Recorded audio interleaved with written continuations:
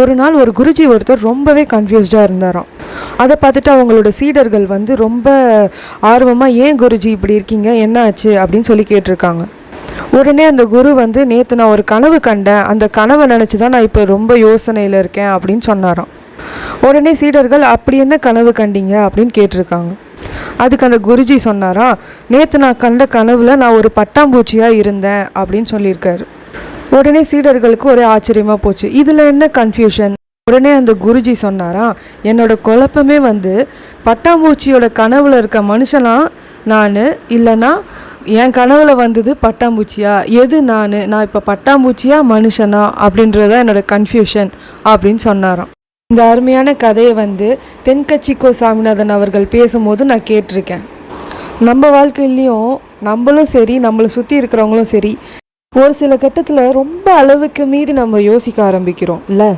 அப்படி ரொம்ப ஓவராக யோசிக்கிறது தான் ஓவர் திங்கிங் அப்படின்னு சொல்கிறாங்க. இன்றைக்கி இருக்கிற காலகட்டத்தில் நம்ம உடம்பை ஆரோக்கியமாக வச்சுக்கிறதுக்கு நிறைய அவேர்னஸ் வந்துடுச்சு. எல்லோரும் ஜிம்முக்கு போக ஆரம்பிச்சிட்டாங்க, ஹெல்த்தியாக சாப்பிட ஆரம்பிச்சிட்டாங்க, ஆர்கானிக் ஃபுட்ஸ் சாப்பிட்றாங்க, ஃப்ரூட்ஸ் எடுத்துக்கிறாங்க, ரொம்ப கான்ஷியஸ் வந்துடுச்சு எல்லாருக்கும் ஹெல்த்தில். ஆனால் மென்டல் ஹெல்த்தை பற்றி யாருமே யோசிக்கிறது இல்லை. ஒரு காருக்கு நீங்கள் எவ்வளோ பிரமாதமான ஒரு இன்ஜினை வாங்கி போட்டாலும் நம்ம போக வேண்டிய பாதையில் கரெக்டாக போய் நம்மளோட பிளேஸில் சேர்றதுக்கு உதவியாக இருக்கிறது ஸ்டீரிங் தான். அந்த ஸ்டீரிங் தான் நம்ம மனசு, நம்ம மைண்டு. அதை நம்ம கண்ட்ரோலில் வச்சுக்கணும். இன்ஜினும் முக்கியம்தான். நம்ம சாப்பிட்ற நல்ல உணவுகள், நம்ம பண்ணுற உடல் பயிற்சிகள், இதெல்லாம் ரொம்ப முக்கியம். அதெல்லாம் இன்ஜின் மாதிரி. ஆனால் ஸ்டீரிங்கிறது ஈக்குவலி இம்பார்ட்டண்ட். மனிதர்களால் யோசிக்கிறத நிறுத்தவே முடியாது. ஈவன் நம்ம தூங்கும் போது கூட நம்ம எதையாவது யோசிப்போம் தான். ஆனால் அதில் எல்லாமே முக்கியமானது கிடையாது. மோஸ்ட்லி தேவையில்லாத ஆணிகளை தான். நம்மள எல்லாருக்கும் ஃபிசிக்கல் டயரியா அப்படின்னா என்னன்னு தெரியும். அதாவது வயிற்றுப்போக்கு அப்படின்னா என்னன்னு தெரியும். அது ஏன் நடக்குது அப்படின்றதும் தெரியும். ஏன்னா நம்ம தேவையில்லாத சாப்பாடு சாப்பிட்டாலோ, நம்மளுக்கு ஒத்துக்காத சாப்பாடு சாப்பிட்டாலோ நம்மளுக்கு இந்த மாதிரி ஆகும். அதே மாதிரி தான் மென்டல் டயரியான்னு ஒன்று இருக்குது. நம்ம எந்த அளவுக்கு நெகட்டிவாகவும் தேவையில்லாத சிந்தனைகளும் நிறையா யோசிச்சுக்கிட்டே இருக்கோமோ அப்போ வந்து நம்மளுக்கு இந்த மென்டல் டயரியா ஏற்படுது. இதனோட விளைவு என்ன ஆகும்? நீங்கள் ஒரு விஷயம் செய்யணும்னு நினைப்பீங்க, ஆனால் உங்களோட மனசு அதுக்கு ஒத்துக்காது. உங்கள் மனசு ஒத்துக்கிறதுக்கு படி நீங்கள் செய்யணும்னு நினைப்பீங்க. அப்போ நம்மளால் எப்படி உருப்பிட முடியும்? நம்ம மனசு என்ன நினைக்கிது? ஃபுல்லாக நெகட்டிவிட்டி அண்ட் தேவையில்லாத சிந்தனைகள். இது அதிகமாக இருக்கும் போது நம்மளால் எப்படி ப்ரொடக்டிவாக நம்ம நினச்சதை செய்ய முடியும்? ஆனால் இதுக்கு ஒரு தீர்வு இருக்குது. அது என்னென்னா, நம்ம மெடிடேஷன் பண்ணணும் அப்படின்னு சொல்கிறாங்க. ஆனால் எனக்கு தான் மெடிடேஷன்லாம் பண்ண வராதே, மெடிடேஷன் பண்ணாலே எனக்கு தூக்கம்தான் வருது, இல்லைனா மெடிடேஷன் பண்ணலான்னு நானும் உட்காடுறேன், ஆனால் கண்ணை மூடினாலே பல சிந்தனைகள் வருது, இப்படிலாம் தான் உங்களோட பதில் இருக்கும்னு எனக்கு தெரியும். நீங்கள் நினைக்கிற மாதிரி மெடிடேஷன் பண்ணுறது ஒன்றும் அவ்வளோ கஷ்டமான விஷயம் கிடையாது. நம்மளில் பல பேர் என்ன நினச்சிட்ருக்கோம், மெடிடேஷன் பண்ணுறதுன்னா கண்ணை மூடிட்டு எதையுமே நினைக்காமல் உட்காந்துட்ருப்போம் அப்படின்னு. அதுதான் தவறான விஷயம். நான் ஃபஸ்ட்டே சொன்ன மாதிரி நம்ம மனிதர்களால் எதுவுமே யோசிக்காமல் உட்காரவே முடியாது. ஒரு செகண்ட் கூட ஒன்றுமே யோசிக்காமல் உட்கார முடியாது. ஆனால் இங்கே உண்மையான பிரச்சனை என்னென்னா, நம்ம எதுலையாவது ஃபோக்கஸ் பண்ணி உட்காரணும். அதுதான் மெடிடேஷன். அந்த ஒரே ஒரு விஷயத்தில் ஃபோக்கஸ் பண்ணுறது தான் நம்மளுக்கு கஷ்டமாக இருக்குது. ஏன்னா நம்ம மனசு எதையாவது ஒன்று மாற்றி மாற்றி நினச்சிக்கிட்டே இருக்கும்ல. அதுலேருந்து எப்படி வெளியே வருது அப்படின்றது தான் நான் இப்போ உங்களுக்கு சொல்ல போகிறேன். ஜஸ்ட் கண்ணை மூடி உட்காருங்க.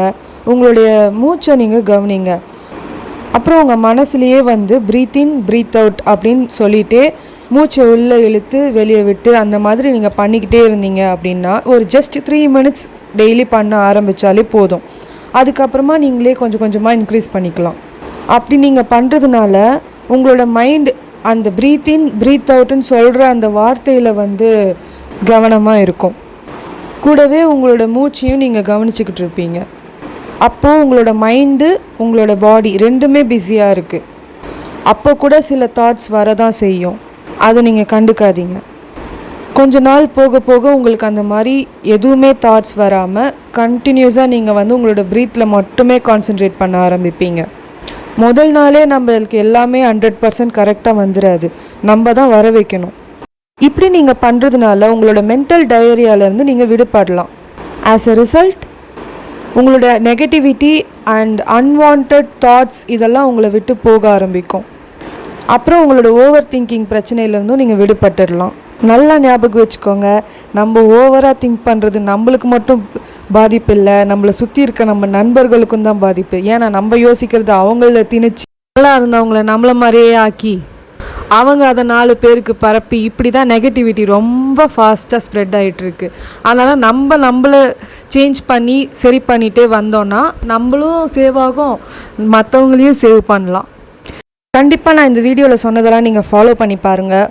ஓவராக திங்க் பண்ணுற உங்கள் ஃப்ரெண்ட்ஸுக்கு உங்களோட ரிலேட்டிவ்ஸ்க்கும் நீங்கள் இதை கண்டிப்பாக ஷேர் பண்ணுங்கள். இந்த வீடியோ பிடிச்சிருந்துச்சுன்னா கண்டிப்பாக லைக் பண்ணுங்கள். அப்போ எனக்கு இது ஒரு மோட்டிவேஷனாக இருக்கும். இது மாதிரியான பல வீடியோகள் நான் உங்களுக்கு கொடுக்குறேன். அப்புறம் வேறு என்ன, கண்டிப்பாக நீங்கள் நம்மளோட கிரேசி தமிழ் சைக்கி சேனலை சப்ஸ்கிரைப் பண்ணிவிடுங்க.